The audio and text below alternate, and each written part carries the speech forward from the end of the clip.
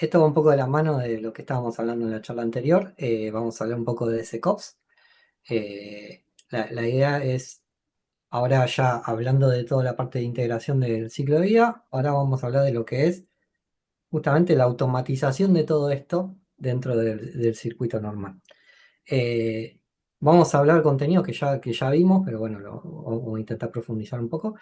Entonces, tenemos una introducción a lo que es DevSecOps, cómo pasar de DevOps, viste que vos nombraste, Fer, lo que era DevOps. Bueno, DevOps es Sí, una parte y DevSecOps es la evolución de DevOps. de Ahora dos. lo vamos a ver.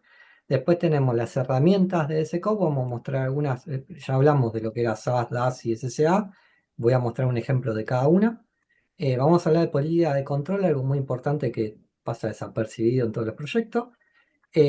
Buenas prácticas de SecOps, gestionar y monitorear vulnerabilidades y por último, herramientas de seguridad para desarrolladores, que es lo que me había quedado pendiente de nombrarles, bueno, que un poco se los comenté en la charla anterior. Sin más, a ver, la idea es empezar con una introducción.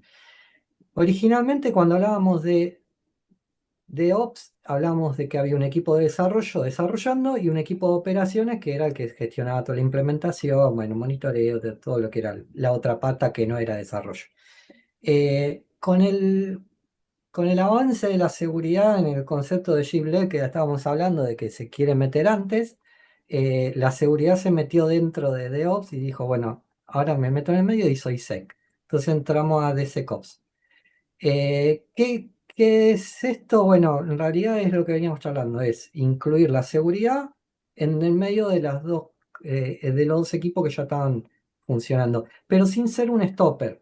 La idea es que, porque antes lo que pasaba es que la seguridad venía al final de todo como una auditoría y te decía esto tenés mal, no implementás hasta que no solucione esto. En parte sigue siendo así porque en realidad no implementas hasta que esto esté bien, sigue estando, pero te lo voy diciendo antes. Entonces, en el circuito automatizado, bueno, me adelanto un poco y te lo voy dosificando. Entonces, si yo voy a un circuito, esto es un flujo normal de lo que era el DevOps. Siempre es continuo, ¿no? Entonces estamos hablando de que uno planifica, codea, buildea, testea, arma el release, deploya a producción, opera el sistema, monitorea y bueno, y ahí vuelve a empezar el circuito. Ahora, ¿cómo le incluyo yo la parte de seguridad dentro de lo que es DevOps? Bueno, cambia un poco bastante, pero en cada partecita de esto se le agrega un punto de seguridad. Entonces, acá tenemos que en el primero establecemos las bases, bueno, es lo que vamos a ver después, pero acá definimos las políticas con las que vamos a estar implementando, definimos cómo va a ser toda la parte de seguridad de los pipelines, bueno, se configura todo. En la parte de codeo, acá entra lo que es las pruebas unitarias. Ojo porque acá en lo que es code análisis no estoy hablando de lo que son SAS todavía. Sí, en realidad en parte, pero no del que está en el CICD. Estoy hablando de todos los escaneos que puedan hacer los desarrolladores, ya sea con una guía o con algún plugin de IDE, que después les voy a nombrar algunos de ejemplo. Después de la parte ya entre el codeo y el buildeo aparece la autocorrección. Esto sí va de la mano con lo que es el avance de la inteligencia artificial. Hay muchas empresas que ya están empezando a utilizar las IAs para corregir código, y la realidad es que si bien algunas todavía están medias verdes, está empezando a funcionar muy bien. Bueno, Copilot está incluido dentro de muchas, bueno, el Visual Studio Code, por ejemplo, y ya permite hacer eso. Veracode sacó el año pasado su herramienta llamada Veracode Fix, que con inteligencia artificial permite corregir. De hecho, yo fui parte de los que hizo la prueba piloto de ese sistema, eh, que al principio fue media media, pero fue mejorando. Eh, pero bueno, a ver, yo creo que con el avance que sigue pasando con la CIA y cómo se están todas las empresas sumándose a la movida del uso de inteligencia artificial, esto va a mejorar un montón y la autocorrección va a ser algo mucho más frecuente. Obviamente no todo es autocorregible, porque a veces hay cosas que requieren eh, mano del desarrollador, ¿no? Después viene la parte del build, en donde acá sí ya entra la parte de monitoreo de lo que era el SAS y el DAS, tanto el punto 4 como el 5. eh, Acá es ver lo que son las librerías y después el escaneo estático. Entra en el testing, otra vez entramos en la parte ya acá, entra el testing y release, entra en lo que es el juego, un análisis más de SAS y SSA.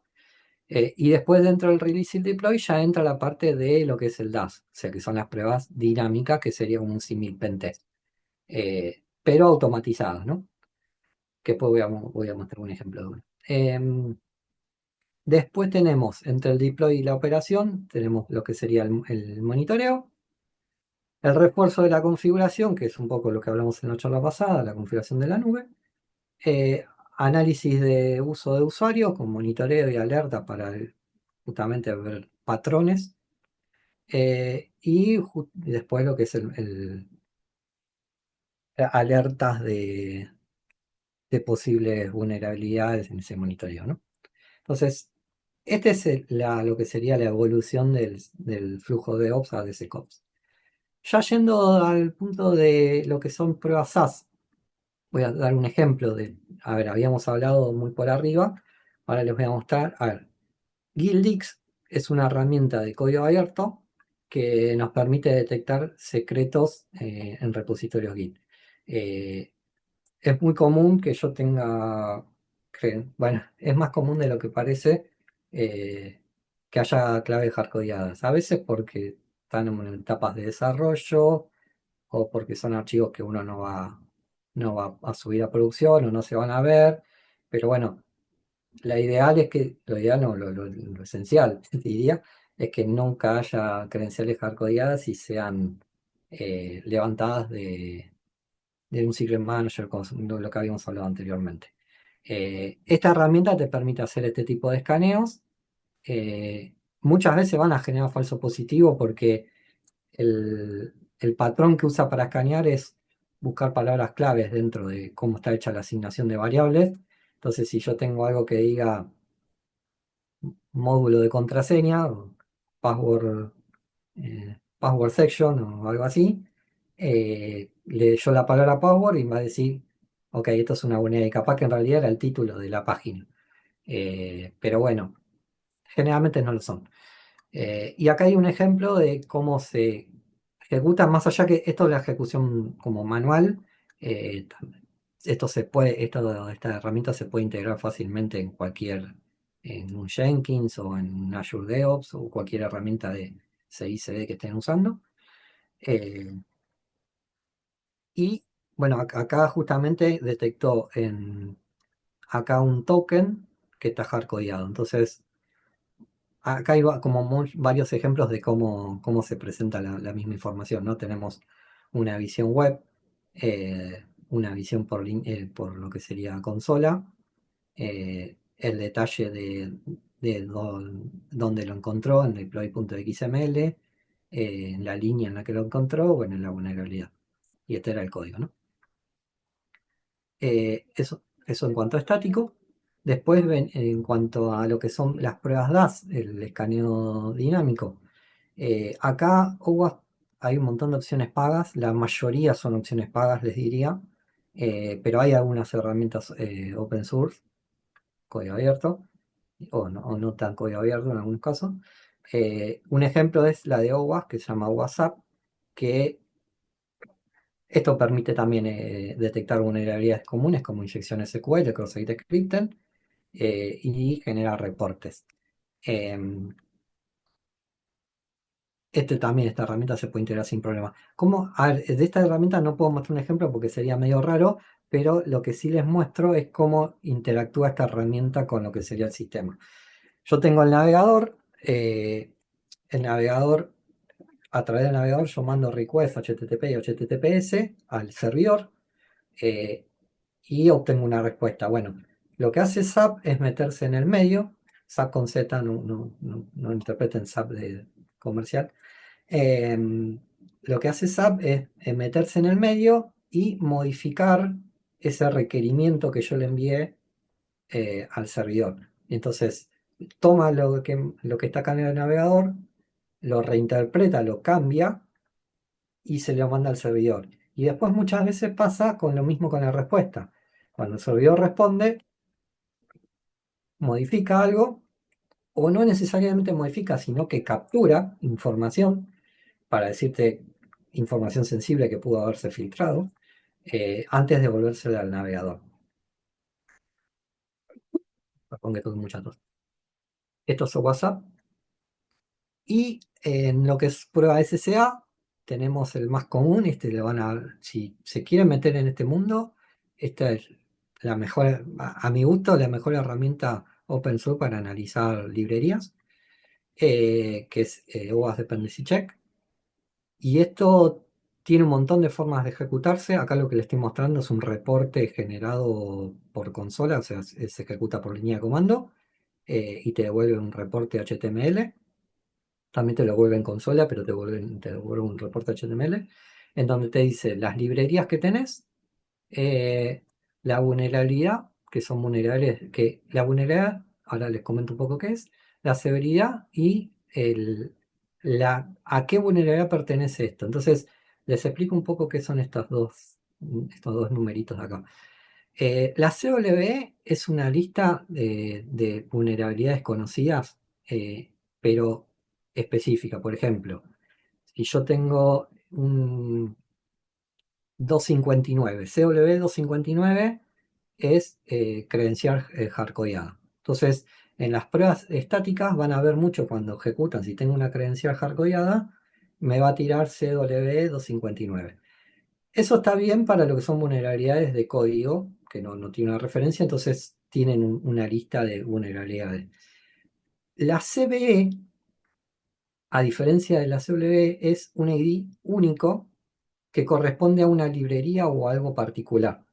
O sea, quiere decir que si yo me paro en jQuery 214, la CVE 2019-11-358 es el ID de la vulnerabilidad que corresponde a esta versión de la librería de jQuery, que a su vez tiene la vulnerabilidad, o sea, este ID de vulnerabilidad corresponde al CWD79, ¿no?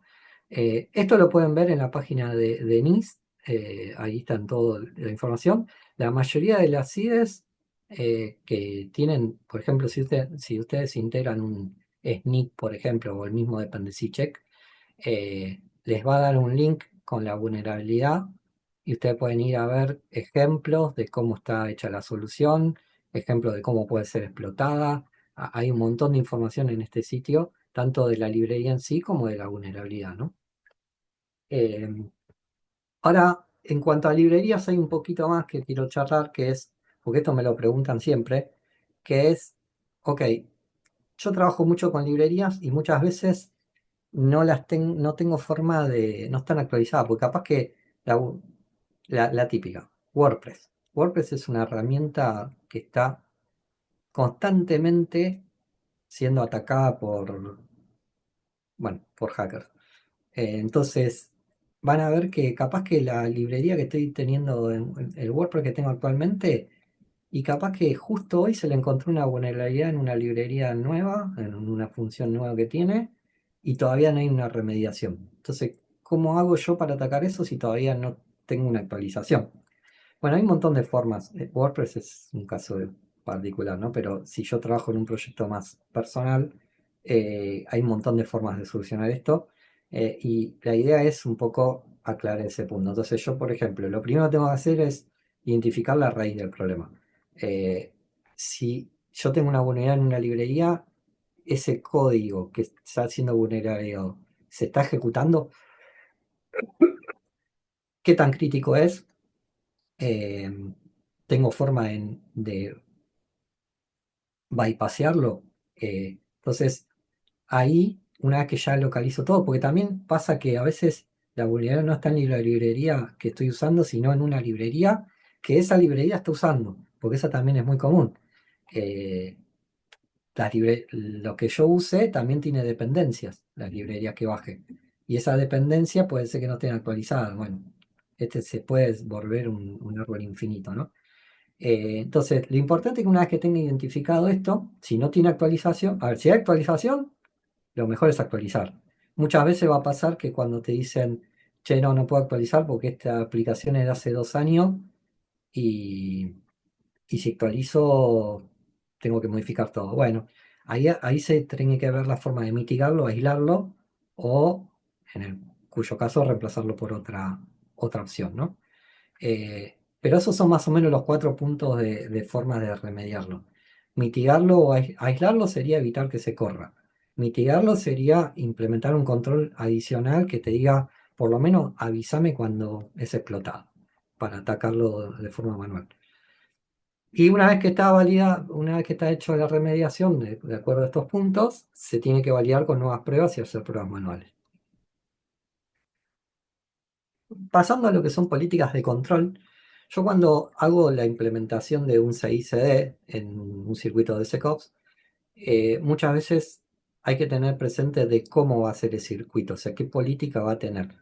Entonces, esta es una política que yo implementé en un cliente en donde el proyecto arranca con el commit a un branch de trabajo. Entonces yo tengo el ticket 105 que tengo que solucionar. Lo subo a mi branch personal 105. De ahí voy a hacer el pull request o el merge request a desarrollo.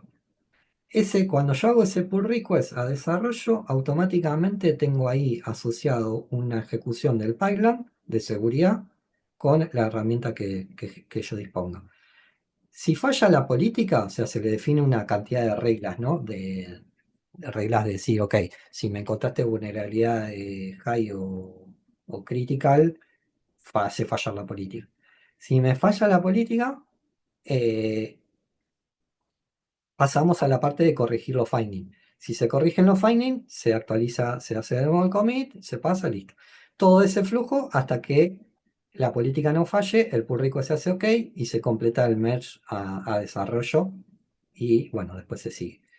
Eh, si los findings no se van a corregir, acá puede pasar dos situaciones. Que por un lado sea un falso positivo, que es muy común, que ahí se marca como falso positivo en la herramienta, se vuelve a ejecutar el pipeline y se avanza. Y por el otro lado se hace una solicitud de excepción. Siempre la solicitud de excepción tiene que estar atada a, ok, tenemos que implementar porque es urgente implementar, pero hay que monitorearlo y hay que buscar una solución a esto en las próximas, qué sé yo, 24 48 horas para implementar nuevamente. Siempre tiene que estar asociado a un compromiso de solucionarlo, ¿no? Obviamente la solicitud de excepción siempre requiere aprobación superior, pero es muy común que pase y por eso existe. Eh, y buenas prácticas de SecOps, tenemos establecer un modelo de seguridad. Bueno, es lo que estábamos hablando, a ver, cómo la política es parte de este modelo. Eh, Después, automatizar la seguridad, que es lo que veníamos charlando, a ver, generar lo que son las pruebas ácidas, pero también acá es automatizar que se generen los word items, que se le avisen a los desarrolladores. Como les hablaba al principio, los errores comunes de shift left, no está bueno que la herramienta corre y genere cosas y nadie se va a enterar y nadie las va a corregir. Entonces la automatización no solo es eh, del flujo en sí, sino también del circuito posterior de quién lo va a tomar las cosas. Todo. De hecho, cuanto más se automatiza, mejor. Aplicar políticas de gobernanza, bueno, nada, eso. Eh, los derechos administrativos selectivos justamente es definir ahí cómo van a ser la parte de los permisos. Eh, Capacitación para desarrolladores es muy importante y por eso lo quiero recalcar. Eh, A ver, está bueno que los desarrolladores se autocapaciten, pero también está bueno hacer foco mucho en la seguridad. Yo doy muchas charlas de lo que es desarrollo seguro más específicas en donde hablamos, o sea, mostramos casos prácticos de eso, de lo que serían vulnerabilidades, cómo ser atacada. Es abrir un poco la cabeza de los dev y también muchas veces de los funcionales eh, a todo lo que son los posibles ataques que existen hoy en día, ¿no? La capacitación nunca tiene que terminar.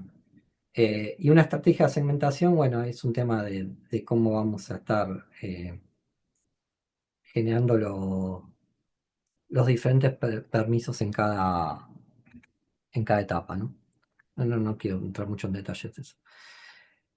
Y acá sí esto voy a entrar en detalle, que es el ciclo de vida de las vulnerabilidades. ¿Por qué? Porque una vulnerabilidad arranca cuando se descubre, una vez que se descubre que ya fuese detectada por el SAS, por el CCA o por el DAS o mismo por el manual, pasa a un estado de, ok, alguien lo tiene que tomar.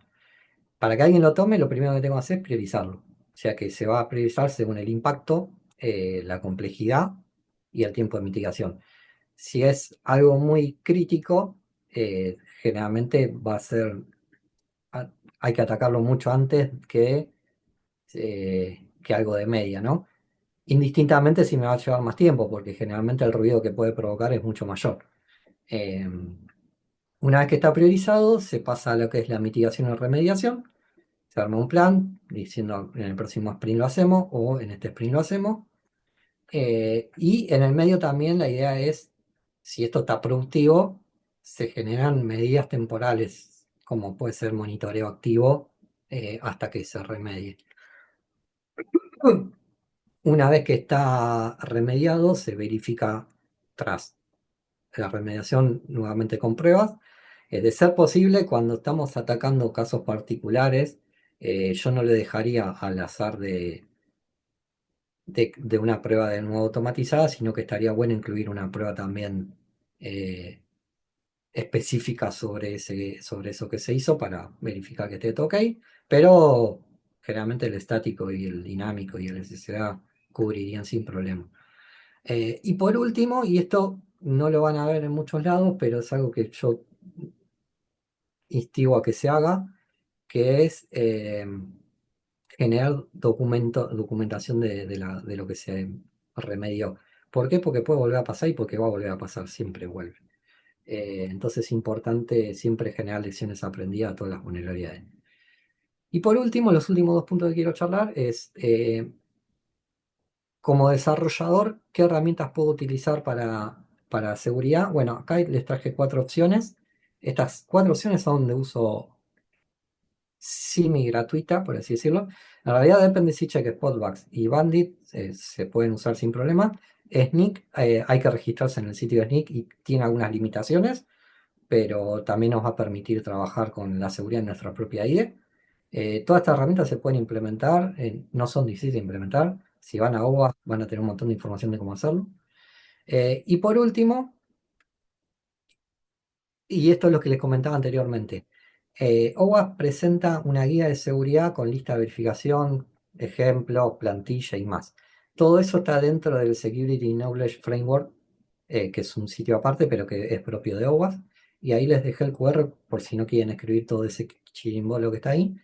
Eh, ahí les recomiendo eso como material de lectura porque es espectacular toda la información que hay adentro.